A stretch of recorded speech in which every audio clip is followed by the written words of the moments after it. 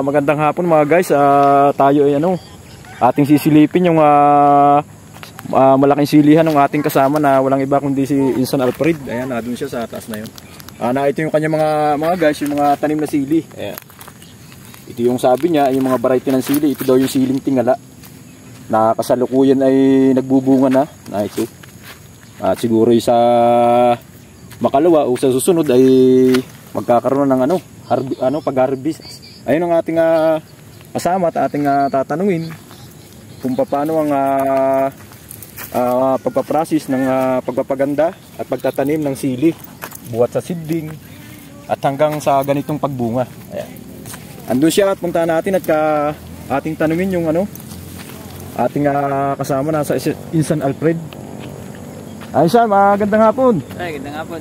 Kami nga ay napadaan sa iyo at para makita yung mga tanim mga sili dito. Insan, paano ba ang pagpaprocess ng pagtatanim ng sili, ng ganitong uri ng sili? Ang sili na ito ay variety ng F1 Red Hot. F1 Red Hot. Ang pagpupunlaan nito ay mas maganda to kung kung kukuha kayo ng kokopit. Kasi mas madali yung tubuan ng mga buto. Mga siguro pag na-apply nyo ngayon, magbilang lang kayo ng 2.5 months. Yan ay depende sa pag-aalaga sa pagsusupply nyo ng abono. Kasi kung hindi naman kayo magsusupply ng abono, matatagalan para magiging native. Ay katulad nito, medyo natagalan to kasi nagtag-init dito. Kaya ito may 3 months na pero nakapag-harvest na. Nakapag-harvest kanina ng 18 kilo. Nakapag-harvest na kanina. Kaya siguro mga 2 days may ma-harvest na naman. Kaya yung mga gusto dito sa Lopez na yung mga nagpaparis, dito lang po tayo ngayon sa katapat na Sir Ramel sa may Kalamansian. Kung gusto niyo pumunta dito, mas maganda at malapit lang dito sa Lopez. Insan, paano ba yung tamang pag-process para dumami yung bunga niya, yung ganitong variety ng yung sili? Ito kasi pag ito yung mga 1 month na mahigit, ito yung magkakameron ng bikat. Ito pa lang yan sa isang puno, bikat yan. Magbibikat yan. Ngayon, tatanggalin nyo itong na to sa pruning. Ang tawag dito po pruningin, tatanggalin nyo to. Ito kasi natanggal na to eh. Ito dati ganito lang.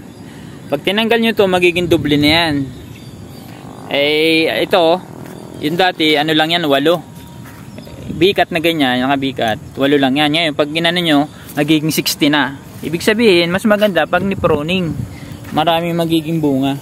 Insan, mula sa seedling, yung sa pagkakatanim niya, bali ilang months pa bago siya talagang magbunga at yung tamang buwan ng pag-harvest. Tulad niya ng sinabi ko kanina, depende yan sa pag-aalaga, sa pagsusupply ng mga chemical o abono, mga organic. Kasi kung mas maganda ang pagsusupply ng organic at nasunod natin yung proseso, mas madali tayo makaka-harvest. Katulad ng halimbawa ay matubigan natin, katulad ngayon, ang hirap ng tubig ngayon kasi wala pa ditong water pump. Kaya umaasa lang sa hamog. Yung hamog kasi, ang kumukuha lang niya na yung dahon. Ang dahon kasi meron niyang stomata. Yung stomata, diyan napasok yung hamog. Kung mas maganda kung madidiligan, magsasalubong yung paghit-hit ng tubig. Meron nagagaling sa lupa, yung sa ugat, at meron sa dahon. Kaya ang halaman, yan ay natutulog din yan. Katulad ng halimbawa yung tanghali na, nagsasara ang stomata niyan.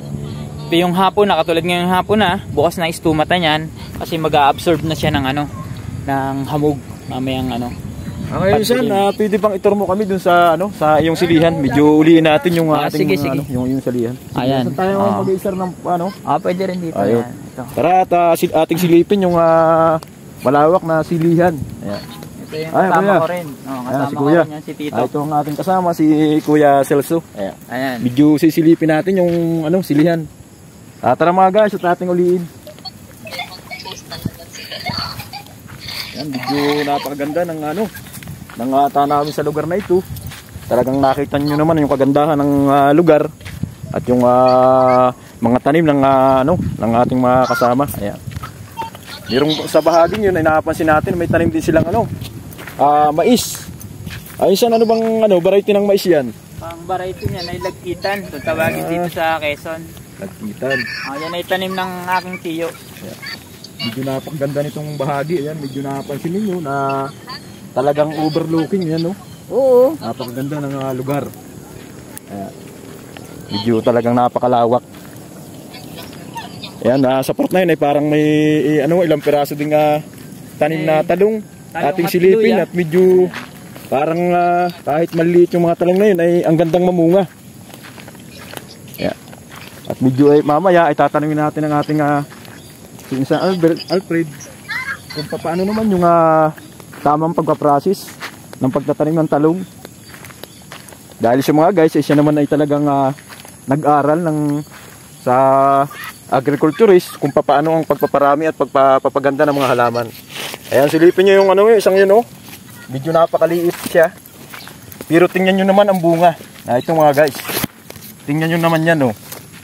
Talagang napakababa, pero napakaraming bunga. Ayun, San, paano ba ang tamang pagpaprocess ng pagtatanim ng ganitong uri naman ng talong? Bagamat siya ilan ay yung pagpaparami naman.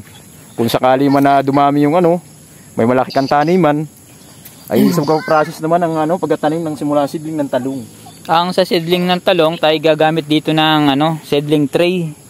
Yung seedling tray, doon natin ihiwalay yung isa-isang butil ng mais, ng talong, para mas mabilis tong sumupling o sumidling.